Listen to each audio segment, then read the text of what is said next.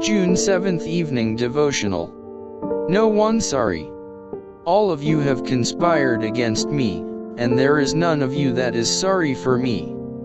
1 Samuel chapter 22 verse 8. The spirit of evil was upon Saul. He felt that his doom had been sealed by the solemn message of his rejection from the throne of Israel. His departure from the plain requirements of God was bringing its sure results.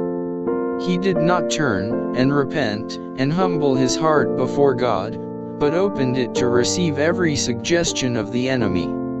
He listened to every false witness, eagerly receiving anything that was detrimental to the character of David, hoping that he might find an excuse for manifesting his increasing envy and hatred of him who had been anointed to the throne of Israel. Every rumor was credited, no matter how inconsistent and irreconcilable it was with the former character and custom of David.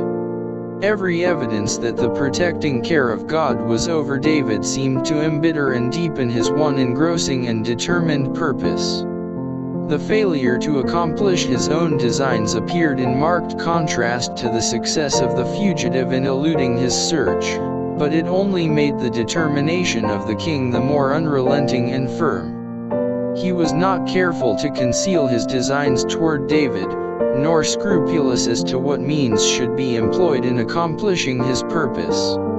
It was not the man David, who had done him no harm, against whom the king was contending. He was in controversy with the King of Heaven, for when Satan is permitted to control the mind that will not be ruled by Jehovah, he will lead it according to his will, until the man who is thus in his power becomes an efficient agent to carry out his designs.